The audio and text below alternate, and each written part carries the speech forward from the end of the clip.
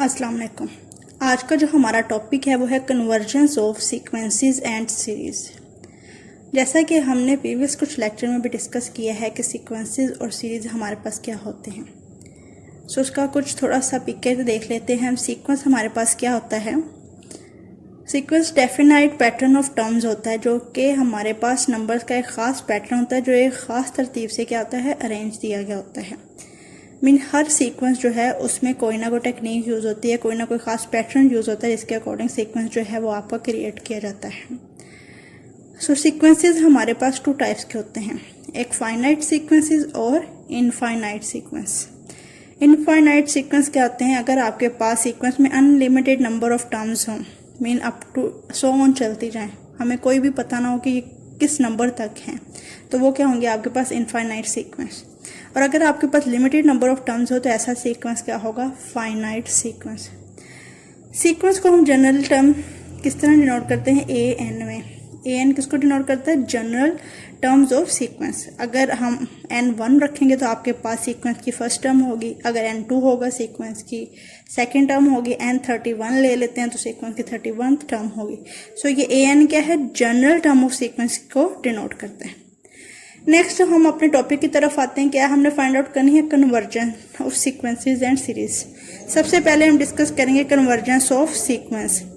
Convergence of sequence find करने के लिए सबसे पहले हमने क्या करना, अगर तो आपके पास सीक्वेंस इस फॉर्म में होता है तो उसको आपने पहले ए एन फॉर्म में, मीन जनरल सीक्वेंस फॉर्म में लिखना है। आपने इसका फाइंड करना है कि आपके पास जो सीक्वेंस गिवन है उसकी जनरल फॉर्म क्या है।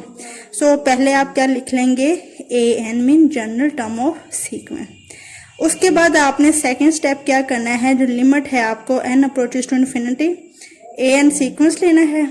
आपके पास जब लिमिट इस सीक्वेंस पे अप्लाई करने से अगर आंसर फाइनाइट आएगा तो जो आपकी सीक्वेंस होगा वो कन्वर्ज करेगा, और अगर आपका आंसर इन्फिनिटी आएगा, पॉजिटिव इन्फिनिटी आएगा तो वो डाइवर्ज टू पॉजिटिव इन्फिनिटी होगा, और अगर नेगेटिव इन्फिनिटी आएगा देन जो हमारा सीक्वेंस होगा वो डाइवर्ज टू नेगेटिव इन्फिनिटी होगा। इसकी एक एग्जाम्पल देखते हैं। फॉर एग्जाम्पल आपके पास फाइंड कन्वर्जेंस आपने करनी, सीक्वेंस आपके पास गिवन है, मीन अब आपके पास जनरल टर्म में दिया गया है, अगर ना दिया गया तो फिर आपने खुद फाइंड आउट करनी थी। तो सेकंड स्टेप, फर्स्ट स्टेप आपको गिवन है, सेकंड आपने क्या करना है, लिमिट अप्लाई कर देनी है एन अप्रोचेस टू इन्फिनिटी इस सीक्वेंस में। अगर n approaches to infinity limit apply करने से आंसर फाइनाइट नंबर आएगा देन सीक्वेंस क्या होगा, कन्वर्ज। सो जब हमने एन अप्रोचेस टू इन्फिनिटी इस सीक्वेंस पे अप्लाई किया तो यहाँ पे भी अप्लाई हुआ, ठीक है। ऊपर एन न्यूमिनेटर में एन रेस्ट पर क्यूब एज इट इज रहेगा, नीचे से हम ले सकते हैं कॉमन। सो जब कॉमन लेंगे तो क्या आएगा, एन रेस्ट टू पार, इधर से एन लेंगे कॉमन तो पीछे क्या रह जाएगा 1 प्लस, इधर एन नहीं है तो यहाँ पे आगे क्या होगा, डिवाइड होगा, होल की पावर 3। जब कॉमन लेंगे तो एन इस पावर के साथ बाहर आ जाएगा, पीछे क्या आ गया 1 प्लस 1 ओवर एन क्यूब। ये एन क्यूब इससे कैंसिल आउट होगा, पीछे आ गया limit n approaches to infinity 1 over 1 plus 1 by n whole cube. अब आपने यहाँ पे हम डायरेक्ट भी अप्लाई कर सकते थे, लेकिन हमने पढ़ा था कि अगर हमारे पास इन्फिनिटी ओवर इन्फिनिटी फॉर्म आ जाए तो आप लोग क्या करते हैं, उसको सबसे पहले सिंप्लीफाई करने की कोशिश करते हैं, इस वजह से इसमें कॉमन लिया गया है। अगर आपके पास कोई कॉमन नहीं आता तो आप डायरेक्ट भी लिमिट अप्लाई कर सकते हैं। इधर लिमिट अप्लाई की, इधर 1 ओवर इन्फिनिटी आ गया एन की जगह पे, बाकी एज इट इज रहा। 1 प्लस 1 ओवर इन्फिनिटी क्या होता है 0। सो अगर 1 की पावर 3 ले वो 3 ही आएगी, 1 बाय 1 क्या आ गया 1। अब आपने लिमिट अप्लाई करने से आंसर क्या है 1, जो कि एक फाइनाइट नंबर है। सो जो आपकी लिमिट है वो क्या करेगी, कन्वर्ज, और लिमिट पॉइंट आपका क्या है 1। अब आपके पास नेक्स्ट एग्जांपल है, सीक्वेंस गिवन है 3 5 7 एन, इसकी जनरल टर्म्स फाइंड आउट करनी है सीक्वेंस की। सो जनरल टर्म आपके पास क्या है, A N is equal to 2n plus 1। ये एग्जाम्पल आपको पहले भी करवाई गई है। सो 2n प्लस 1, तो यहाँ पे n को 1 पुट करेंगे तो 2 1 प्लस 1 क्या होगा 3। अगर n को 2 पुट करेंगे तो क्या आएगा 5, 3 पुट करेंगे तो 7, इस तरह प्रोसोन चलता जाएगा। सो अब लिमिट अप्लाई करनी है ना, approach to infinity a n both side पे, यहाँ पे पुट करने से n की जगह पे इन्फिनिटी एज इट इज। अगर हम लिमिट को किसी भी नंबर पे डिवाइड करें, मीन इन्फिनिटी ओवर समथिंग हो या कुछ नंबर ऐड हो या सब्ट्रैक्ट हो, तो आंसर आपका क्या आता है, इन्फिनिटी ही आता है। सो क्या इसको हम लिखेंगे, इनफाइनाइट है या नो फाइनाइट, मीन फाइनाइट नहीं है, तो ये क्या कर गया आपका डाइवर्ज। सो ये थे आपकी कन्वर्जेंस और डाइवर्जेंस ऑफ सीक्वेंसेस। क्या हमारे पास दो तरह के सीक्वेंस, एक तो हमने कन्वर्ज पढ़े अगर फाइनाइट आंसर आए, और डाइवर्ज पढ़े अगर इनफाइनाइट आंसर आए। और एक हमारे पास सीक्वेंसेस होते हैं ऑसिलेट सीक्वेंस, जो ना तो कन्वर्ज करते हैं और ना ही डाइवर्ज करते हैं। वो इस तरह के होते हैं। अगर आपके पास इस तरह का सीक्वेंस आ जाए, मीन 1 -1 1 -1, मीन आप देखेंगे ऑर्डर है, पहले 1 है फिर -1 है, नंबर सेम है, बस पॉजिटिव नेगेटिव पॉजिटिव नेगेटिव। तो इस तरह के जो सीक्वेंस हो वो क्या होते हैं, फाइनाइटली ऑसिलेट।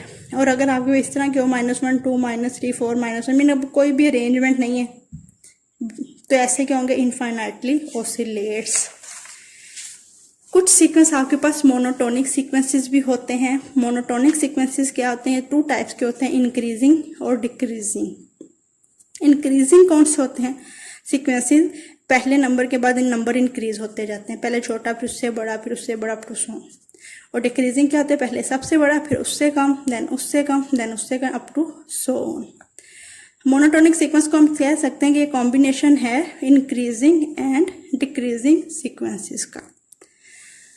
तो अब हम फाइंड आउट करेंगे कन्वर्जेंस ऑफ सीरीज। पहले हमने डिस्कस कर ली कन्वर्जेंस ऑफ सीक्वेंसेस, अब हम डिस्कस करेंगे कन्वर्जेंस ऑफ सीरीज।